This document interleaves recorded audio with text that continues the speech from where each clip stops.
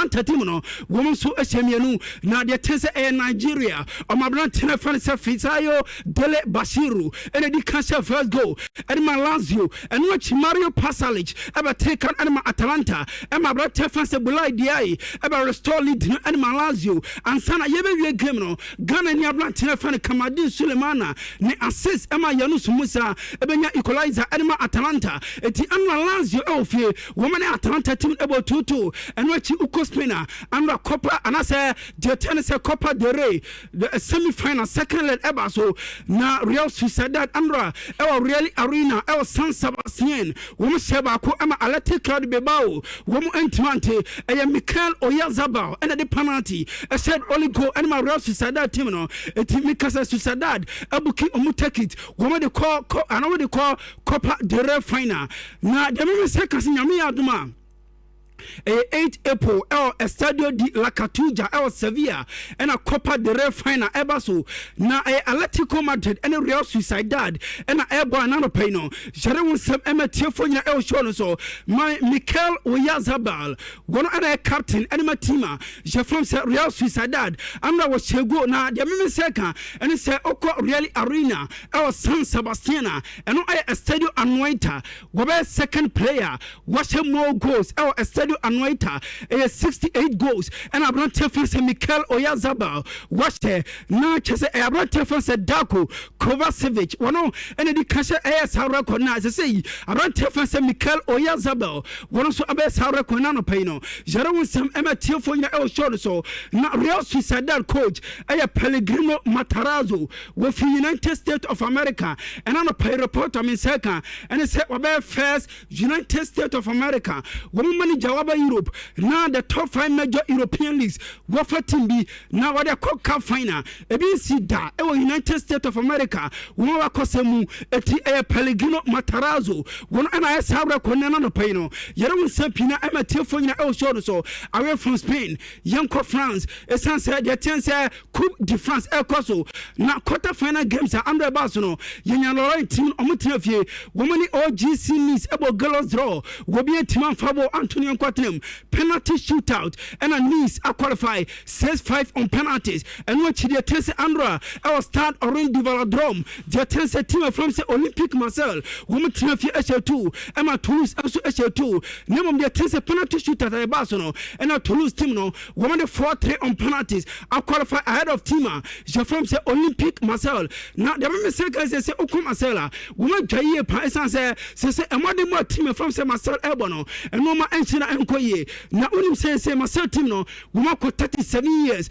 woman any Coupe de France da na chese the last time a team je from the Olympic Marseille woman je Coupe de France 1989 na chese 37 years ago and omo je na just no ma enchina enkoye and from a team from the Olympic Marseille and on a player won sampina Emma Tiafo nya show so na the Tercera Liga Andra one game ever so Emma Real Vallecano woman Tiafo shemiensa Emma Real Oviedo Entimante and what she the Tercera Uko Germany and Hamburger FC Tinafie Emma team from say Bayern 04 Leverkusen Equation Bako Omentimante na Cameroon on my brand Tinafan say Christian Kofani and I said only go make a difference our game anima team je from say Bayern 04 Leverkusen afa yefro na fe yema Premier League nim esanse enra Wednesday yenya Manchester ebaso Premier League nim na ewa Craven Cottage Fulham elfie womu su 1-0 anima away side je from say West Ham United Cristiano Samavel and I said only go anima West Ham ewa away and which anra ewa Villa Park Chelsea for ekotumre na de tense andra team from say Aston Villa womu trefi elusu 4-1 anima Chelsea na yeshe game na si Anchakura a second minute and a Douglas Luiz as her first goal. Edema Tima, je from say Aston Villa, eti Andra Chelsea from a goal down. Joao Pedro ever take and watchy Joao Pedro at the second goal ever so Cole Palmer about third goal Ansana Joao Pedro completely the hat-trick Edema Tima je from say Chelsea now after Liam Rossinia about Chelsea no I don't tell say Joao Pedro Modebo Asonipa unim say Joao Pedro under manager je from say Enzo Maresca about 29 matches was 10 goals 4 assists now just 4 14 goal contribution in 29 games. Minimum under Liam Rossinia, about 12 games, was 10 goals, where 2 assists, not just a 12 goal contribution in 12 games. And my Brantia, Jeffrey said Joao Pedro, now Mammy One Abrantia, Jeffrey said Enzo Fernandez, we are timer. Abrantia said Joao Pedro was the second goal, Enzo Fernandez, and assist Edemano. Now, we say Abrantia said Joao Pedro, Elbum Kotoge, Elodin Kotoge, Eddie Ama, Argentina, and Abrantia for Enzo Fernandez. Say on for Kotoge, and I say on for Nibutu and Sin Kotoge. So now Abrantia one was say, assist and non was she, what feeling Edema Abrantia for Enzo Fernandez and Anopino. Jerry update, Emma Tifonia El Shono. So now Uko Premier League Grima, Andra Hattrick, Abrantia for Joao Pedro, go boy, obey 8 player, Premier League, and I say obey 8 player. Premier League of free Brazil, Wobo Hattrick, Esanse Ubenya Alfonso Alves, Afe Robinho, Roberto Firmino, Yo Lucas Moura, Gabriel Jesus, Afe Igor Thiago, Mateus Cunha, and Afabrante Fanse Joao Pedro, one also Arabo Hattricka, Jeremy Sam Emetifon El Sonoso, and watching in the calendar year 2026, Uber Premier League player or more goal involvement, Joao Pedro, or 10 goals involvement, Ubenya Bruno Fernandes, one also L9, Kopama L7, Antoine Semenyo L7, and of Igor Thiago, one also L7 goals. Now I'm a pro game no and a post match interview. Abrante Fonse Joao Pedro, I say Nania Jepa, na a special night and mano, a sense of no hat-trick Premier League, one more be that way and the first time. Now as a perfect night, and ma no Abrante Fonse Joao Pedro, do it maka and say after Arsenal game no, not Chelsea any response. Eti Andra scoreline no na Chelsea phone edit time say e dia ombese enu achi ni manager Jeffrey Liam Rossinia, Ebon Abaso, na Liam Rossinia say Joao Pedro Massa, Aquan is scary, Numpa, na the mentality different, and what he was a warrior, was a strong, and what he physically, Aquan as a good. Now, I did a pass Uber training now. I don't tell us Joao Pedro, Emadimbo, a swany old Cobom, and Unti, and Andra Wunse Arantiano, why Juma or Aston Villa, and as a Villa Park, and Ematima, Jeffrey Chelsea and Anopeno, Jerome Sam Ematifo. El so and what Chilean Rossinia Sinia Japa say after answering game Chelsea team no Gumo Etimara Covana, Gumarine Editia team from Aston Villa. Would you Chelsea? Woman manager, Jeffrey Liam Rossinia. Yeah, it was a really good performance. I felt from the first whistle. We controlled the game and it's a great finish from there, lad, to go 1-0 up. And then our response, I thought, was excellent. I thought it was everything I wanted to see in the team in terms of our possession play, in terms of our incision. And we get 4 goals at a really difficult place with against a really good team. And to be honest, we could have had more. And I know there's a lot more to come, but overall, very, very happy with tonight. Yeah, disappointed. Okay, the Blues of Chelsea manager Jeffrey Liam Rossinia and I'm attending Kano. Now, Mame Fantuan say elsewhere, American Express Community Stadium, Yenya Brighton and Hove Albion Elfie, Wumusu 1-0 Edma League leaders, the Gunners Arsenal. Now, the Tessa Bukayo Saka, and they said only go Edma Arsenal team no, away a team, you're from the Brighton and Hove Albion, Womu Entimante. Now, Sese Arsenal team and your advantage, it's as I say, Usha Premier League. Gnima Arsenal it was 67 points. Tima you from say Man City it was 60 points. Minimum City outstanding game. Just Arsenal IBM 7 points. Eti Arsenal any advantage. Now Bukayo Saka Andra and I won 300 game. And my Tima you from say Arsenal now just boy no obay no and money more asase elsewhere ni na 300 game no when say Bukayo Saka was 79 goals where 69 assists now just 149 goal contribution in 300 matches. And Bukayo Saka Arsenal and I pay the update. Emma Tifonia El Shono now Bukayo Saka Senia Japa say what about 300 game. And Emma Arsenal now or proud now Oba Onina Bushani Nano Wom I bless say Omanya Konya Esioma can Eddie Amatima Je from say Arsenal Nemum 300 game 1 year or per se or the Arsenal at the Premier League and watch the trophy be at the Arsenal in Biano. One Bukayo Saka episode boa celebrate Arsenal team no women timaji edesio manaso and watch the manager Jeffrey say Mikel Arteta ebo boys number so say omaya dear person say Andra game no team from say Brighton Hove Albion ema omo match yenti Arsenal one manager say Mikel Arteta. Yeah, this was a really difficult one, and everything that we've been through in the last few weeks as well. We knew it was going to be a really, really tough test, and we went through it. Every game in the Premier League offers you different things, and in relation to the context that you face as well, the moment of the players as well, the issues that we had even with the players that started. So big credit to the boys because the effort they put in is astronomical. I think on the day there are certain things that we have to do better, but the commitment and the desire to win that day. Okay, the Gunners Arsenal manager Francis Mikel Arteta and I'm telling Kano now mami the opposite that and as the opposite number je France Fabian Hosler one and Brighton and Hove Albion one so manager na under Brighton manager and they say when you Mikel Arteta am so babono na you we again post match interview and a Brighton manager and say Arsenal bono boy who be da na team benie na team amoko na team waste be 2 minutes there Ade Hasna. Now Fabian Hosler say Andra game na ebas no a team ya from say Brighton and ebas say one bobo Arsenal Amazon bobo yentie Brighton manager Fabian Hosler. We were all disappointed regarding the performance. I laughed there from my boys. I laughed how they play football. I think there was only one team who tried to play football today, and therefore I'm proud how they did it. Auntie Brighton manager now telling us a Brighton for no corner about say on the bobo Arsenal one day. Say a resource in Tino Mobile. One must say on the bobo and watchy Brighton manager anyway. Now I say or catch a Premier League for say a fedie. I ye one from Ramra. It's sans a one has nobody there. What you want tears here. Now a do baby will sense and training say one say a goalkeeper at the form see what prayer. Now was solid now ref from a yellow card. No sakoda for me as a yellow card. They didn't see that. If you see Bomuda. Eti I was a Premier League for no. A come first to appointed referees no. Serbia on team standing authorities. Our games no. I was a modern rubber. Tis a who is still 1 minute. Now so a goalkeeper now see my yellow card. I was my yellow card. Yentie Brighton and Hove Albion. One manager fans of Fabian Hosler. I won't complain about the referee because it's really difficult for him. Like, do you want to send off the goalkeeper with 2 yellow cards for wasting time? This will never happen. So what should he do? That's the thing, and that's why I think you need like rules, you need like limits, because that's also what he admits to me in the halftime. Like, I didn't talk even about the penalty we might receive before halftime. We just talked about how can he reduce the time of waste, and he says like it's even difficult for him. So that's why what I said is making clear rules, and I think that's responsibility from the Premier League, because then you can protect the referee. In the end, you can't go on the referee.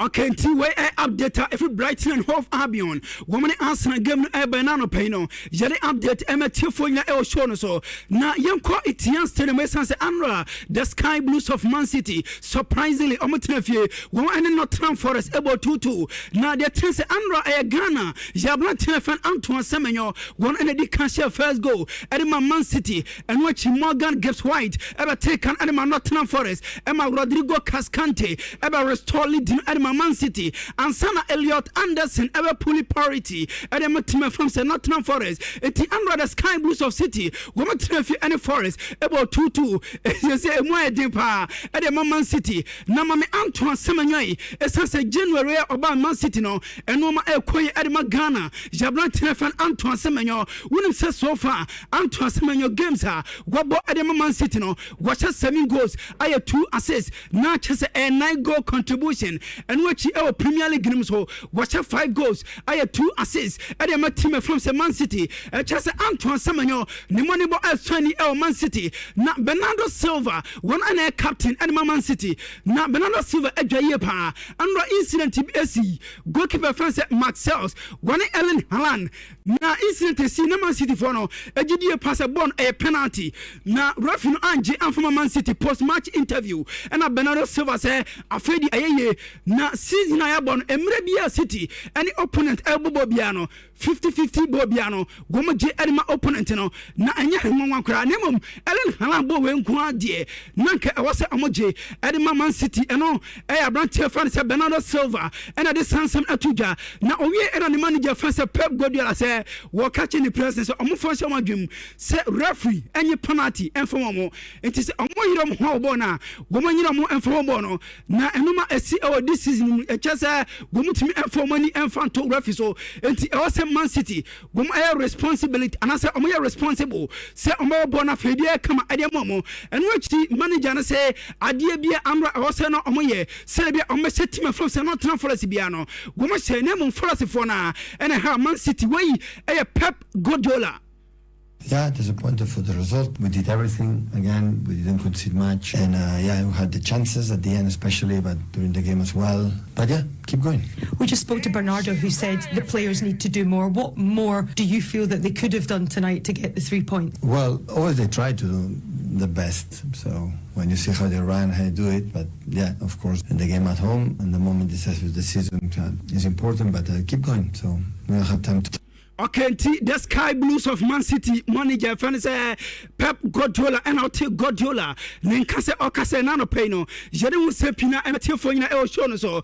Na ye ko St James Park Kesan Sandra na e de crack Kesan ye ka chom say St James die. Ade ba ko e hu pa say oko early kick off and after late kick off na say enumina be say no twese ane die. See a team from say Newcastle. Wo me o so e chepa. Na de tense Andra Newcastle e ovie. Wo me share 2 Man United womu ati kanibako na de tense andra game eba so no de tense first half ye bewie no na ablante fese Jacob Ramsey ekodi red card eti edu baby no na City and that's a team from say Newcastle United womu bon numerical disadvantage name Anthony Gordon at the penalty as a first goal at the Newcastle United Emma Casemiro eba take no eti andra eba first half na 1-1 eti yenim say team from say Newcastle womu bon numerical disadvantage here United air kwaba aba be Newcastle United na second half ne nyamia no krani Newcastle for ne near debut tamaza wo mo twi game ni mama e kodu 90 minutes and abla chef say William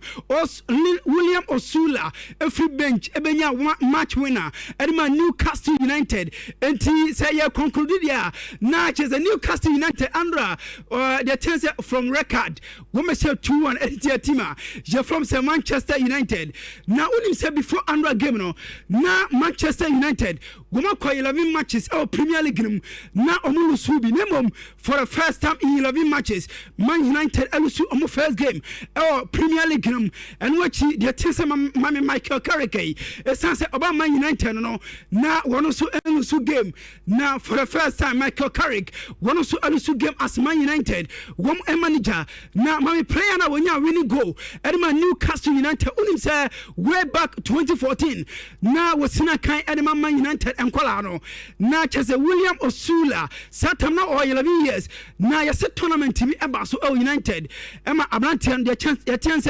soccer school world skills would final ekwaji award 12 years later what Man United akuma eno ayabrantian fan say William Osula andra enuma oyeye na Michael Carrick say emani bonani anye ho e was United e page money bom we disappointed here pa yente Man United manager your friend say Michael Carrick.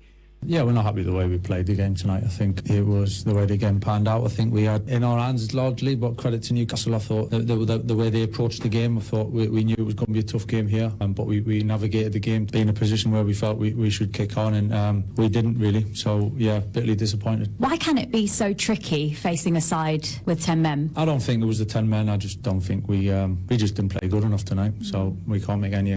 Okay, Michael Carrick and our tenant no, and I had the Red Devils of Manchester United, a more interim manager, and our tenant casa record in the Encash United for no woman casa and page a woman ama andra results no anko kama amfama the Red Devils of Manchester United.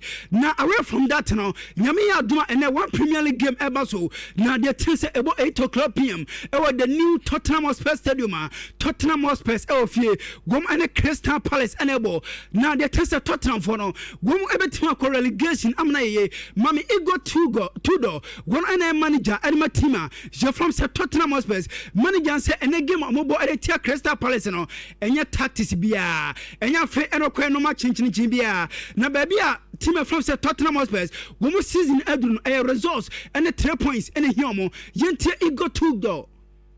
I agree with you. It's all about 3 points. It's all about 3 points. And I said already before the last game, when you are in this moment like you are, of course it's all about 3 points, especially in all leagues when they come the last 7, 8, 10 games. For sure is that when you start the season, then you make programmation. You choose the player, you choose the style you play, then you have 2 months to work on that. That's totally different moment, Then you can think about how beautiful you can be now after the last 10 games. It's totally different, totally different state of mind, and you need to choose. Okay, Tottenham Hotspur manager fence Igor Tudor and our tenant Casa or Casano. Now away from matches on the tense young trust nothing, young fast stories maybe amateur for you so live on Nhyira 104.5 FM. Now young Paris Saint-Germain is Sansa Mekai Pabes and 1 week and a bass Paris Saint-Germain. Woman for an offense of Vitinha, Rama the phone as in Kete, say Omunya Vitinha Omope, is Sansa Osha Madrid FIFA Arantia, Jaffa Eduardo Camavinga, and what you Orion Chomani Mono, the way Madrid phone epesa, woman dominated games, and Numa, and Sir Ancosa Musipano, it is Omunya, Paris Saint-Germain Vitinha, Wom Epe, na yes, hey, Vitinha no one casa our casa. Now Vitinha say a big mistake, say over free Paris Saint-Germain, and about Real Madrid in Pempe or Casay, it's Sansa Uba Paria, go feel good, Nabusia for Nhyira will be a feel good our Paris. Now I say about Paris Saint-Germain, and Numa Equi at money pa, Emma supporters, woman Ginny say or no Abrantia, Jafan Vitinha, Ebetim Aya Jumano, eti or affection, and Matima, Jafan say Paris Saint-Germain, and what Paris Saint-Germain, our fantastic manager, woman say our fantastic NFA, incredible team, and Ebedi say over Fitima, Jafan say Paris Saint-Germain, eti way Vitinha, one on Casanum, and all this ransom to get to Madrid, Montoma Jim, Abrantia for Vitinha, was it on my nanopano, Jadon some Emma Tiafoina El Shon so.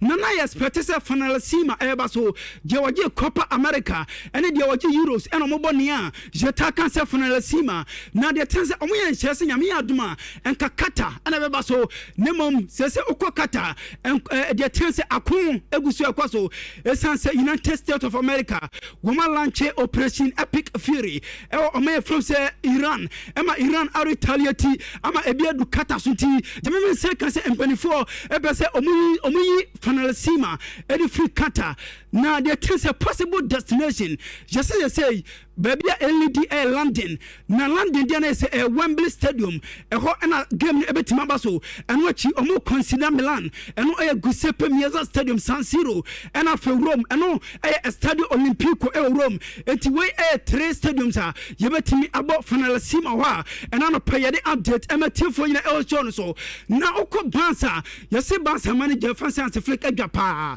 na wajo Bansa one medical staff no Nhyira said this season what you do if I say the Bansa one place no see any muscle injury no a brona adwene ne ntiasia so na what you do pass also medical staff no one kick come say bia Bansa one pom din ebe kama na you see your place ni bia fake radio one so hope e medical staff no e koba ne sande na say amadwuma ayedin e Bansa nti e no e reporter e free Bansa e be na no payere unsem e matilfo nyina e show no so mame Rodrigo goes wakonya ACL e like say one call World Cup and from Brazil na yes sama no Man City e buy Paris Saint-Germain and afa Saudi clubs no omobai nemo Abrantiam Jafan say Rodrigo goes e can no e the chess clubs we na and what yes Arsenal and afa Liverpool women na make encourage nemo born e na just say obetna e team Jafan say Real Madrid na yes after say Rodrigo e play no Madrid is sending the message